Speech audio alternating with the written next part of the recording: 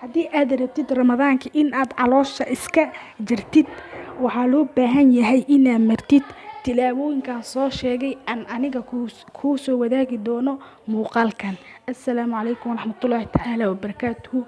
Halka aad toos noola socotaan waa Soomaali Tijaabo 11. Waxaan leenahay Ramadaan Kariim. Muuqaalkan waxaan rabaa inaan idin wadaago. Haddii aad rabtid inaad iska jartid caloosha, waxaa maraysaa step-kan koowaad si aad adiga caloosha iska jartid. Caloosha waxaa lagu jiraa dadka waxay maalin walba isku feeridaaliyaan caloosha in lagu jaro cunto.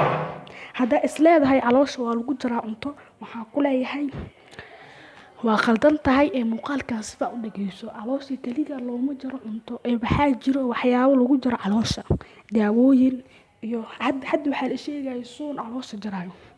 Laakiin waxaa kuu hayaa Ramadaankii.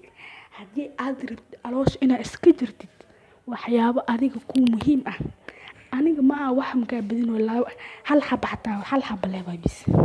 Caloosha waxaa iska jaraysaa hal xabo bis. Laba ma aha saddex ma wax dibna ma lahan. Ramadaanka dan waa soobanta ma maalin anfurki hal xabo bis la caloosha iska jar. Maxaa halkaas xabo? Halkaas xabada kuulu wadaago waa in aad samaysaa maalin walba ilaa ay ka dhamaanayso bis barkaysan ee Ramadaan. Waxay tahay inaad iska ilaalisid waxyaabaha laga sameeyo burka. Burka dadka caloosha ka fuuriya. Waxyaabaha laga sameeyo burka dan waa inaad iska daaftid.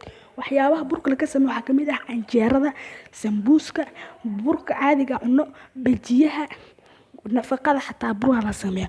Waxyaabaha burka laga sameeyo dan inaad iska daaftid. Waxaa rabto kuu ogolahay. Laakiin qasab waxaa waxyaabaha laga sameeyo burka inaad iska daaftid. Assalaamu calaykum.